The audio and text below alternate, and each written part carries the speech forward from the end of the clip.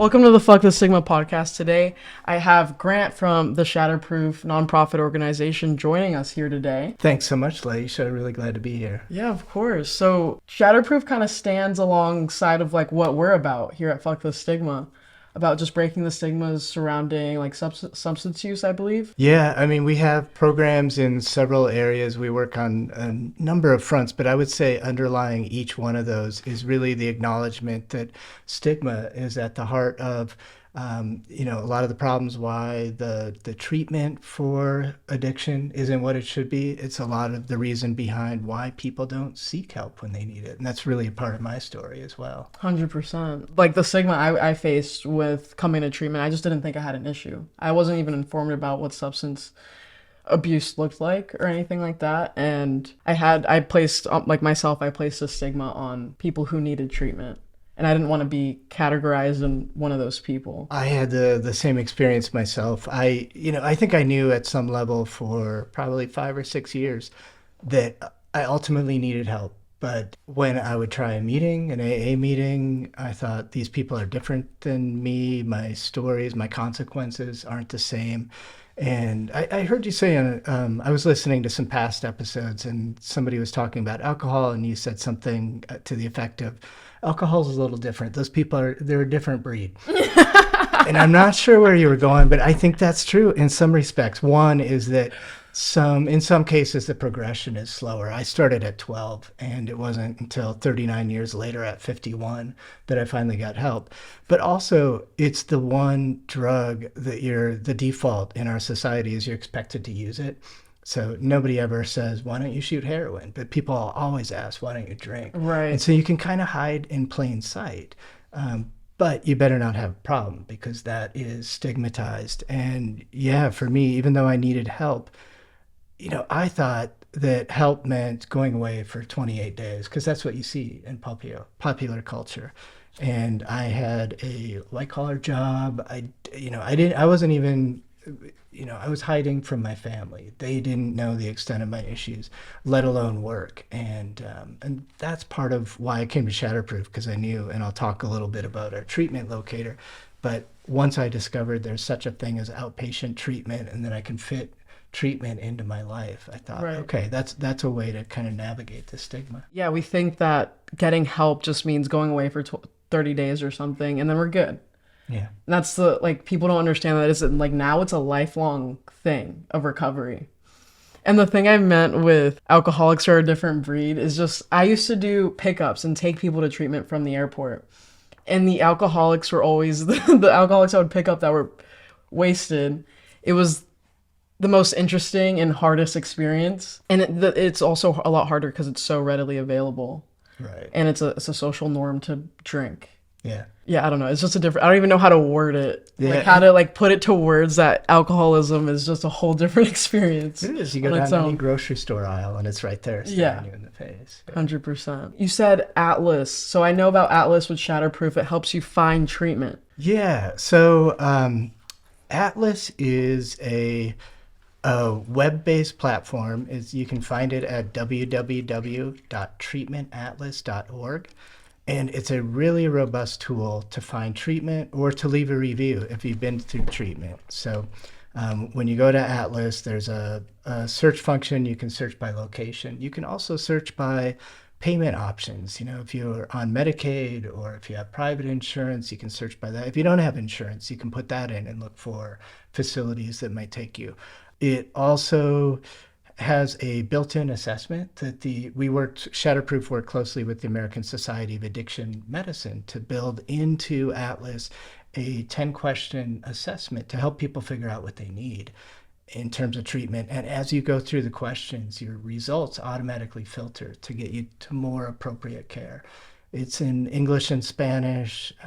It's just a really great, robust tool. When I needed help, I went to my primary care physician, and as compassionate as he was, he had no idea of the treatment landscape. He didn't know what I needed or where to find it. And so when I first heard about Atlas, I started volunteering for Shatterproof. And eventually when we moved into California and added providers in California, and we're in 12 states, 14 at the end of this year in terms of Atlas, that's when I decided going to change and work. And you said recovery is long term. I feel like I've sort of leaned into it and kind of like you have, and made it the work that I do. You said you went to a doctor and they had no idea what to do when you asked for like help with alcoholism. Yeah, well, I mean, he was a great doctor, and he actually, I'm discovering this is rare, but he prescribed naltrexone to me in a pill form. I've Because tried that as yeah, well.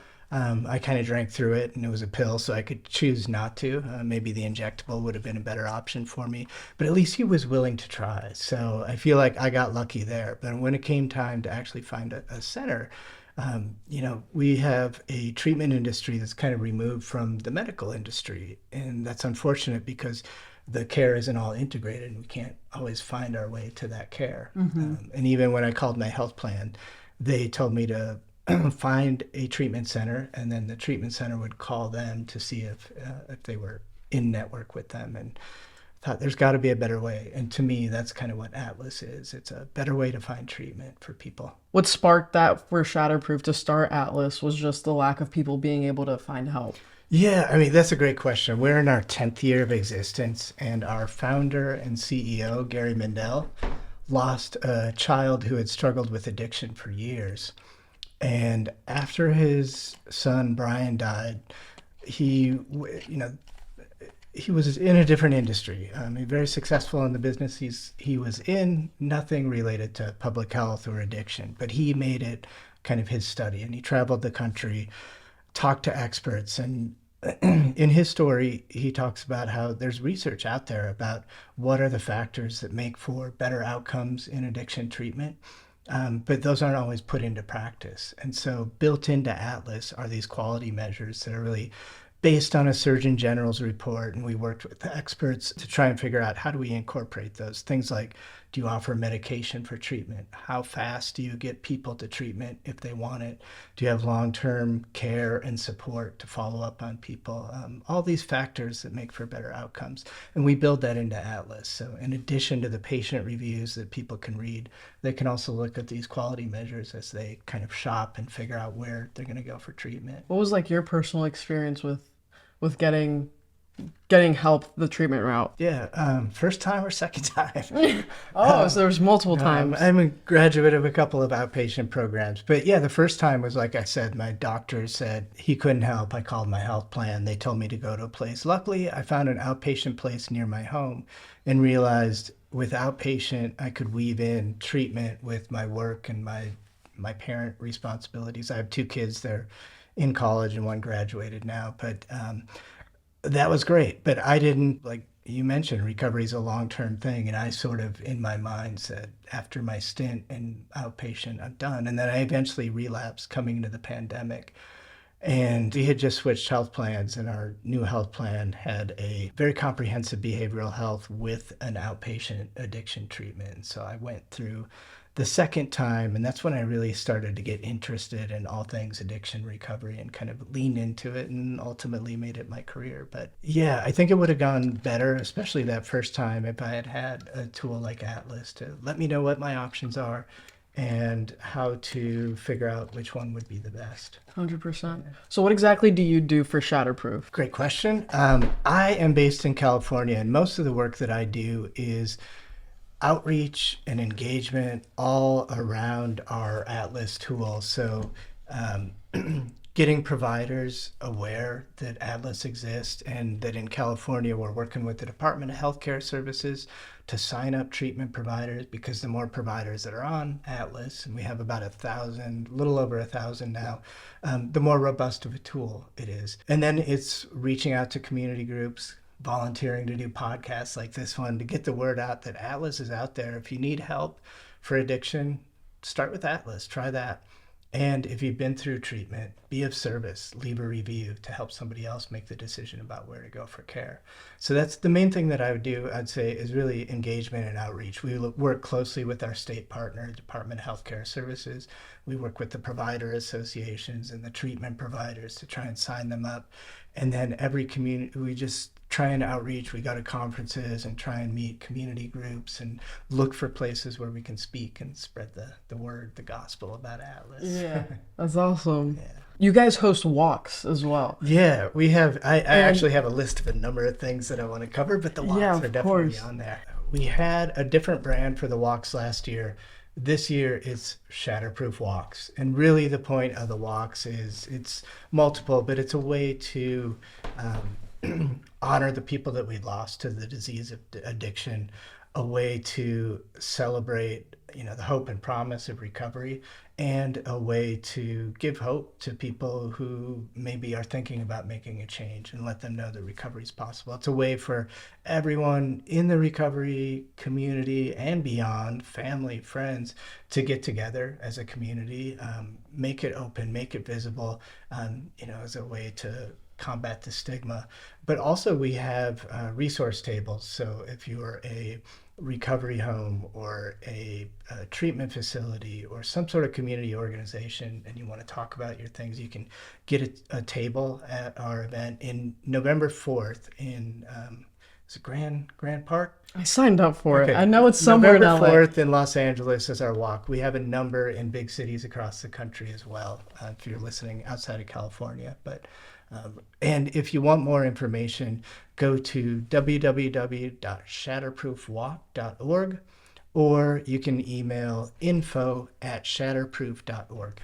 Sweet. Yeah, And we'll be at the Shatterproof walk, that's great. which is gonna be, I'm excited for it. Yeah, I will see you there. Yeah. You're gonna be the one in LA? Yeah. We Sweet. were going to have one in San Francisco. We're no longer doing that one, but we do still have a California one, and that's the LA one. So Yeah, so what else does Shatterproof provide? yeah, so we work. The easiest way to explain it is we really work in three areas. One is treatment, and that our focus is Atlas and the national principles of care, which are our quality measures built into Atlas. The second area is stigma, trying to reduce stigma, and then the third area is education and outreach. In addition to the walks, we have a video series called Just Five. It's a way for people to learn about addiction and how to help people who are struggling. On stigma, I want to mention we have campaigns that we run in different states. Kentucky was, I believe, our first one. We have one in California now, and they're called anti-stigma campaigns. You can look it up.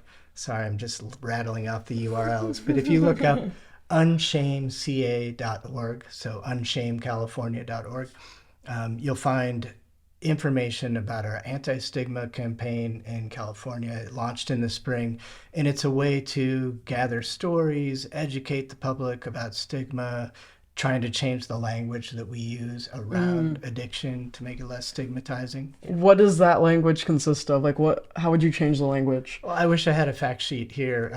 Some of the low-hanging fruit are, when people talk about substance abuse, it's substance use. People who use drugs, not addicts, alcoholics, junkies. That's some obvious ones. So there's an issue with substance abuse and not substance use. Because I feel like I want to challenge you on that one just a little bit, because I don't think there's an issue or a stigma with substance use. I think because I think the real issue is with the substance abuse. It's like, I don't know if people really get hate on for using substances. It's when they abuse it and it ruins their life. That's why I personally I never even really thought about the difference, substance use and abuse. But I think that's where the stigma comes it's with abuse. You know what I mean? Does that make sense? No, it does. and I have mixed feelings, but let me ask you this. What was your substance of choice, if you don't mind me asking? Xanax and alcohol. Okay. And so did you abuse those, or did they abuse you? My thoughts with first coming into recovery is that I was abusing them. You know what I mean? I had the control over using them. But now that answering that question, I would say they were abusing me slightly. You know what I mean? Here's the thing. I think here's Grant's way of understanding it. Stigma exists. It always has. Stigma literally means a mark or a stain, but it's stigma arises. It's like social agreement about what's right, what's wrong, what harms, what doesn't. But to me, the problem really is when the stigma becomes a permanent thing attached to the person. When we use language that labels that person as an addict, so permanent condition, rather than saying they are a person who experiences addiction. And so that's kind of to me, the overarching goal is to not kind of permanently label the person. And I think there's a whole bunch of things in our language that we do unconsciously that have become normal that we haven't thought about that maybe we should. And we have somewhere, I don't have the URL for it. There's a worksheet of kind of a crosswalk from terms we used to use and terms that are less stigmatizing now. Yeah. But valid points you bring up. You think? Yeah. What was the right answer to that question? I don't know if there's one right answer. What would you say? What was your question again? Well, the question you asked me was, did the drugs abuse you? Oh, yeah. The drugs abused you is what you would say, or that you were abusing the drugs? I would say I used alcohol, which is inherently an addictive substance. So yeah, I got addicted.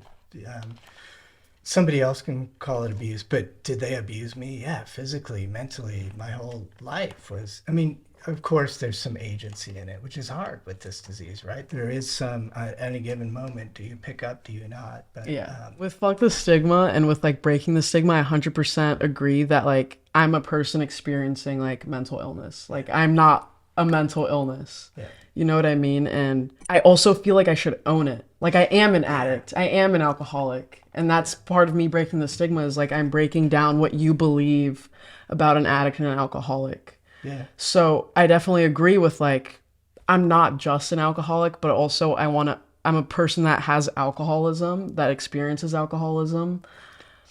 But I also agree with like owning that fucking label. I hear you. It's reappropriating that label can be so empowering. And I'd say I shift. It depends on the audience and the context. In some contexts, I'm like, yeah, alcoholic. And because it really does define us in some ways, especially if you're doing the work related to recovery. It's part of your identity, and having that identity front and center is a way to remember that you're on this recovery path and kind of keep that goal front and center. So, yeah, you're getting at, is it a personal choice? Yeah, definitely. But if people are talking to me, I'd rather have them first use the anti-stigmatizing language. Let me choose. Yeah. What are the other changes of language that we can use to destigmatize? One is like the term medication-assisted treatment. Seems fine, seems innocuous, and it's great for opioid use disorder and even alcohol use disorder. Medication is a great has been shown by research to be very effective, but the term medication-assisted treatment assumes it's off to the side. It's assisted by, and I think some people, especially with the fentanyl crisis, would say, no, medication is treatment. It's not assisting treatment. If somebody doesn't want counseling or whatever, get them on naltrexone, get them on buprenorphine. It'll, let's prevent overdoses and prevent deaths. And so that is treatment. So that's one example. So have you experienced like stigma here, like in recovery personally, or even like with doing Shatterproof or anything? Yeah, it's interesting because I was so driven by not being found out. I didn't want people to know that I struggled with alcohol, and that's what kept me from treatment. But at a certain point, when I lost a job. I resigned from a job, but I lost it, and it was alcohol related. And then I became really interested in just the process that I went through and what was out there to help people. And that's when I decided, you know what, it's part of who I am. I'm going to talk about it. And in the work that I do now, having that personal story, it's not essential to it. People can work in the recovery space without having their own story of recovering from substances. But it's an asset, and it's something that I draw on. I mean, sometimes I wonder if I post something on social media, I get a whole bunch of likes, but it's not the likes that I'm thinking about. It's who looked at that and passed it on by or judged me. I don't know. But it doesn't, it's not something I worry about on a day-to-day basis. Otherwise, I wouldn't be using my name and talking publicly on a podcast. 100%, yeah. With this whole process, I've really come to learn how to own my story and my experiences and vocalize them out loud without worrying or having that fear of judgment in the back of my mind. Just like really just owning my truth and putting it out there no matter what. You know, like, Yeah. so it's really a lot of contrary action because I wouldn't have done that before I started this. Yeah. You know what I Oh, mean? I mean, I hear you 100%. I never would have done a podcast about anything, Right. especially one on video. Right. But let alone talking about the personal stuff that I talk about. And I had some, sometimes you talk about it so much that it becomes a robotic part of your story. Oh, this is when I talk about that thing that happened or that thing that happened. You Right. forget about the emotion. But I had an experience, a relapse after all the alcohol was cleared of our house, and it was a rubbing alcohol incident. And, I see the word alcohol and it was a coping strategy, but others look at that as a cry for help. So I ended up on an involuntary hold. So that is not something I would have talked about publicly, the sort of mental health issues and the deeper emotional stuff. Had I not, I don't know, something's transformed in this journey you've been on. I really relate with what you said with like sometimes you tell something so often that the emotion of it goes away. Yeah. Almost like you're not feeling it when you're talking about it. That was a really big issue for me when I first started recovery. I just felt so disconnected so disconnected from my emotions.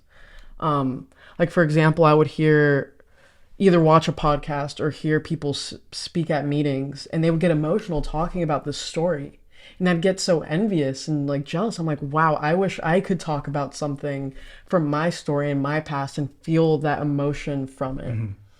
It's like, it's weird that now I'm jealous of people who can actually feel their emotions. Yeah. You know what I mean? And I mean, for me, the biggest one there is thinking about, even though my kids say that weren't on to me and didn't understand the extent of the problem, and even my wife, I think about those three people, my son, daughter, and wife, who are closest to me, and the risks that I put them in, or just the fact that I wasn't present fully for all. Like that's the one piece that I don't talk about so much, and it does make me emotional. But the other thing I found too is humor, and I think a lot of people in recovery have really found that, and it's a way for me to kind of separate the past and the things where maybe there's shame and regret about that, and move on from it. If you're able to laugh at yourself and not glorify that stuff that happened, but be able to laugh at it and move on from it. 100%. The thing about me is that I take humor on a whole nother level. Like for me, like my biggest coping mechanism was laughing and humor and not taking really much seriously. So I've had to find a balance in that in this process of recovery, of just like, all right, Laisha, now it's time to kind of be serious, like read the room a little bit, Yeah, and I laugh at, it's like dark humor at this point. It's just, I can't believe you just laughed at that. Yeah, it's pretty, I take it out of hand, but I'm also, the alcoholic behavior is really real for me. And it probably depends on the context too, right? Different audiences, you tell different parts of the stories. And I think that when I think about a stigma too, I mean, there are certain places where I'm more worried about the stigma and I'm maybe less open, and certain places where I'm like, okay, we're at a meeting, let it all hang out. Yeah. What are places you feel the least and most comfortable to like be the most real and authentic?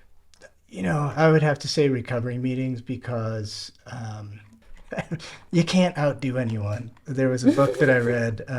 It's called Blackout by Sarah Hepola. And there was a line in the book that I will always remember. And she's like, you can go to a meeting and say, I after a zebra, and that's okay, because someone will say they did it to two. That's so true, though. Yeah, and so that is obviously one of those places where, and it's by design, a no judgment zone. Right. Yeah, so. 100%. And then what about the least comfortable? I'm pretty guarded about a lot of things around my family, my wife and two kids. In terms of the past, because I don't want to dredge it up and make reminders. Even my soberversary, and I just hit 3 years in August 10th, I didn't make a big deal out of it at home, because 3 years ago was when I was on that involuntary hold I mentioned. So not the greatest time in our family's history. But the one thing I will say is I feel like I have paved the way for my kids to open up about mental health issues. And so if I've done one thing positive, it's creating a space where in our family now we can talk more openly about that stuff. Maybe now they know how to be there for somebody as support You know what I mean?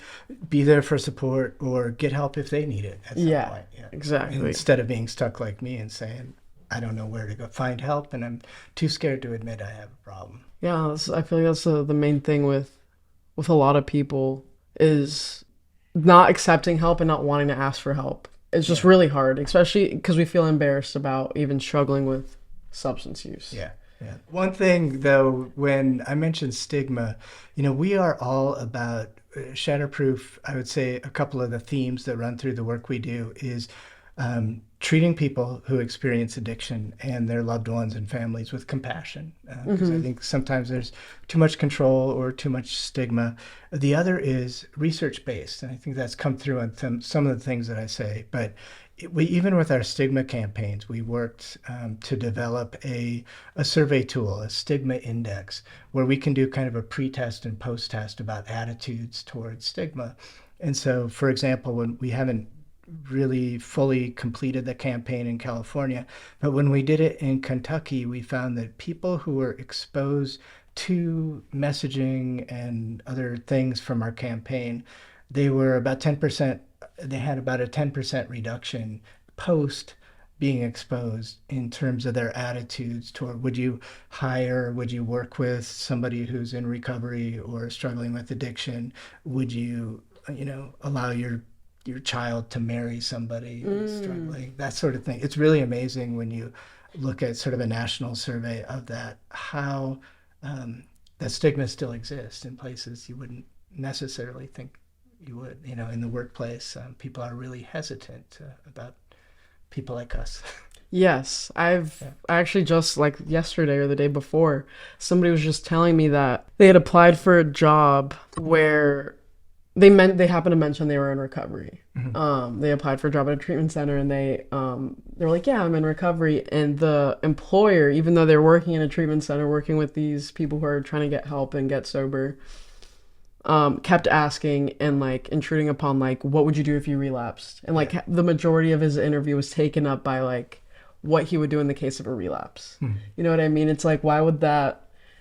Even people like in the recovery field sometimes can stigmatize without even realizing it. Oh yeah, definitely. I spent a little bit of time working, just doing group counseling sessions for an outpatient program. And I saw that there was a big mix among the counselors in terms of, I felt like kind of who was with it in terms of kind of the modern ways of recovery, even like using medication for addiction treatment. Some people, that is anathema to the way recovery is supposed to happen, even though the research says it's important. And that segue into a couple other things Shatterproof does. One of the things we do, we work on federal and state legislation with partners usually to try and make changes in the treatment world and drug policy and, try and move things in the right direction. And a couple of the federal proposals that we worked on that were passed last year, one was it's called the MAT Act, which is makes it easier to prescribe. It gets rid of a special education, a special waiver physicians need to have in order to prescribe buprenorphine, right? There's, anyone can prescribe opioids pretty easily, but come to prescribing medication to treat addiction, it's harder. That was one. The other was, it was called the MATE Act, M-A-T-E, and it required education for doctors who prescribe controlled substances, so your benzos and opioids. Yeah, but medical schools, like people have surveyed, and it is a surprisingly small amount of education, if any, that doctors get in their training on addiction and treating it.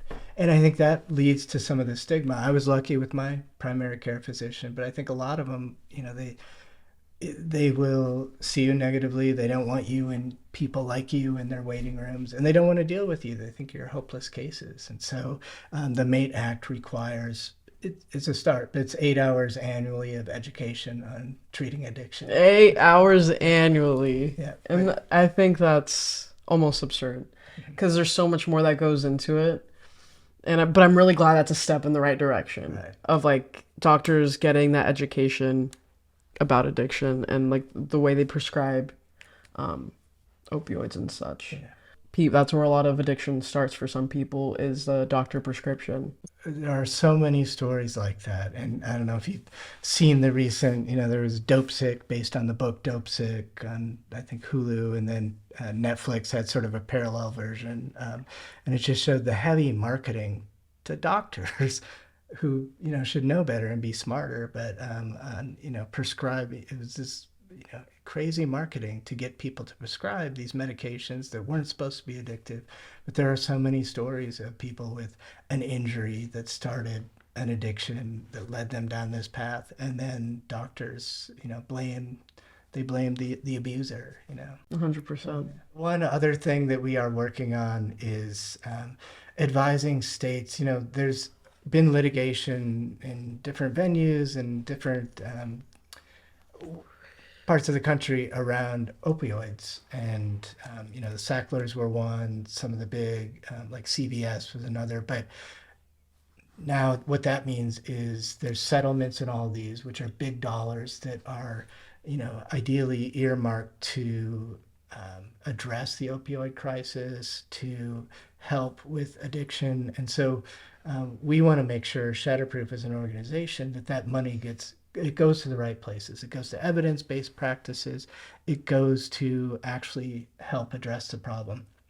And so we worked with other groups and worked to advise states and local governments on some best practices around doling out those funds.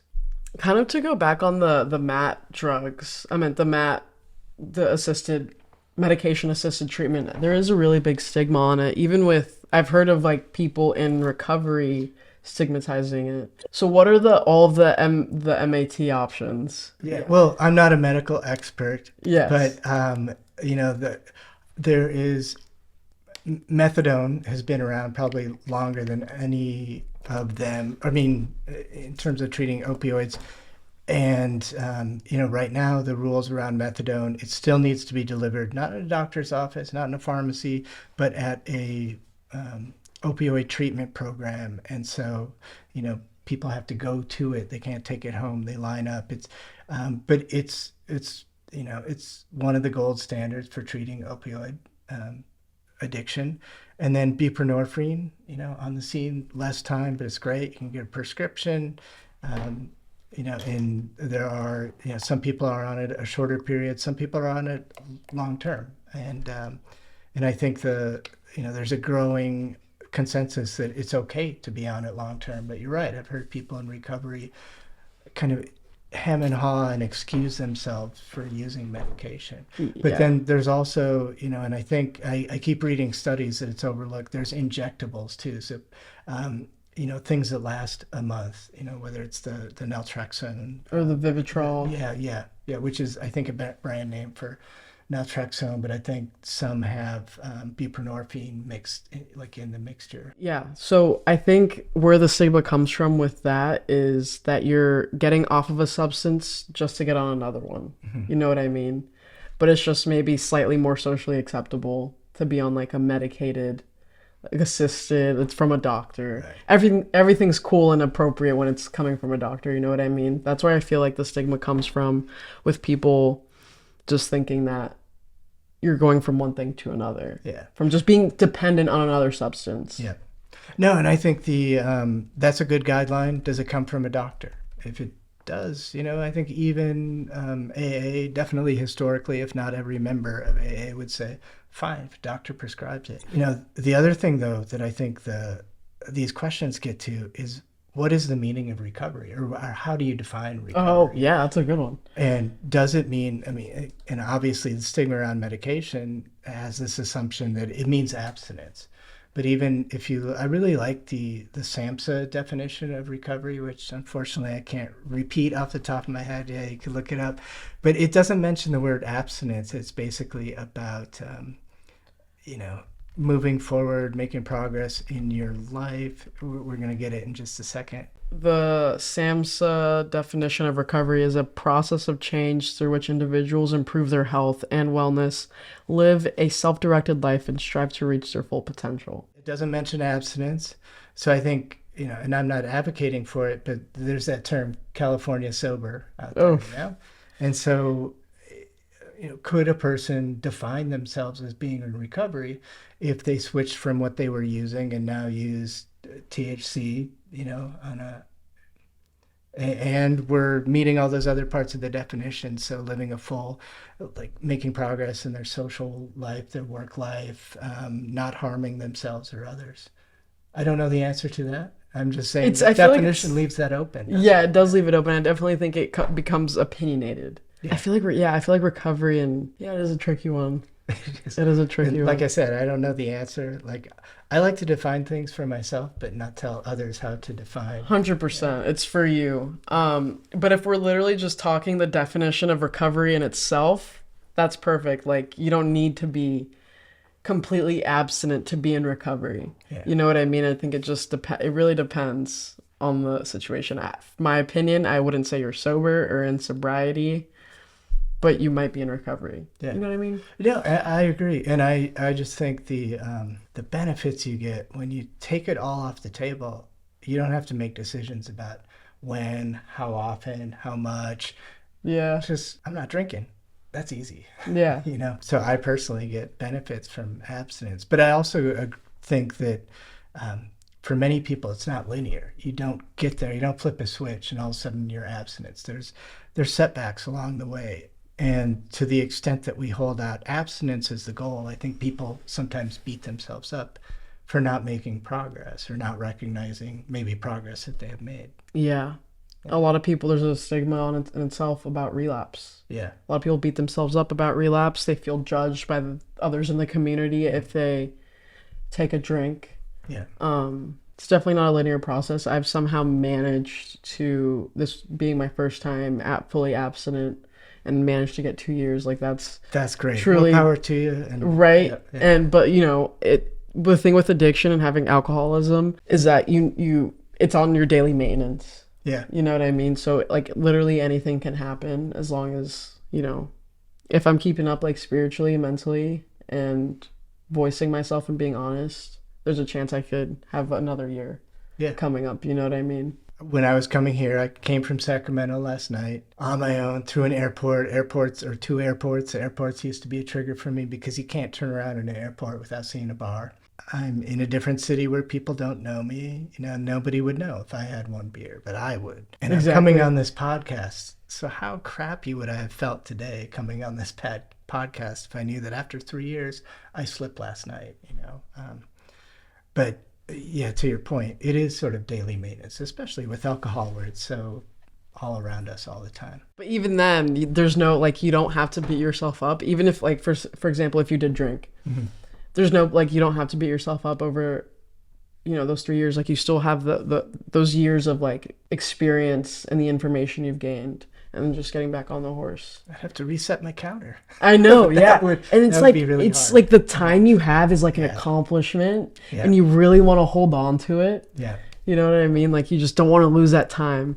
You know how, like, in video games, like, you level up and stuff? That's almost like how I see it a little bit. No, it's like I'm at level 2 right now. Like, I can't... Can't lose that. That's a great. I love this conversation about what is recovery and the feelings around it. But there was a point where I had my big relapse, and I tried to make the argument to my wife that I've been mostly sober, and her comeback was, "It's like pregnancy. You either are or you aren't." Dude, you know, and now I look at it and I do see people in one online Facebook group I'm on who will say, in the last X days, I've had X percentage, like 95% of days without alcohol. And I'm like, that's good. That's a healthy way to look at it. It's funny that you said, like, you're either pregnant or you're not. You're not, like, almost pregnant, because that's what one of my mentors say in the rooms. They're like, you're either are you pregnant or you're almost pregnant? You know what I mean? Like, it's just, there's no in between. Sometimes it's just some things are black and white a little bit. That's not one that I've heard from the rooms, and I know my wife didn't pick it up there. She's not a 12-stepper and hasn't done the al-anon, but she's come a long way in terms of understanding what I've gone through, and that's hard. I feel like that's a whole different conversation of, like, al-anon a little bit, like loving an addict and how to be there for as support for an addict. For me, like, having been in this process for 2 years, sometimes I don't even know what to do and how to be there for somebody who keeps maybe relapsing or is struggling mentally. Like, I don't know how to be there. Yeah. So I feel like I could benefit from that. I still have a lot to learn in that area. Right now, I'm just kind of getting a hang of me and then trying to figure out how to be there the best I can for others. Yeah. Well, you're being there with this podcast. Yeah. You know, I mean, podcasts were a big part of my recovery. Listening to other stories, reminding me, oh yeah, I was there, I don't want to be there again, or just letting me know in the early days other people have gone through what I'm going through, and so that's a great benefit. Knowing that you're not alone, you know what I mean, is what's very comforting with like listening to podcasts like this one or other recovery podcasts, you know what I mean? Sorry to bring it back to Treatment Atlas, www.treatmentatlas.org. But one of the things that we have when you land on the homepage there, the front page of that, is videos that are exactly on point to that. They let you know you're not alone. They're firsthand accounts from people who've been through it too, to try and give people who are searching a little more comfort about what they're doing. That's honestly a really good resource. I'm really grateful that I'm learning about it. Yeah, I thought when I lost a job that I had really worked for about 22 years, when I lost that because of a relapse, I thought my life was over. But when I finally really leaned into recovery, did what other people suggested I do, it gave me the permission to follow a new interest. And, you know, it sounds cliche, but my life is better now than it was before, and that's absolutely true. And so if anyone's struggling or just starting the work, keep at it. It gets better. I guess that's about all I got. All right, cool. I really appreciate you coming on the podcast. Well, thank you so much for the time and the invite. Really of course. So you can check out Shatterproof, and I'll have all their links below. Thank you, Grant. Thank you so much.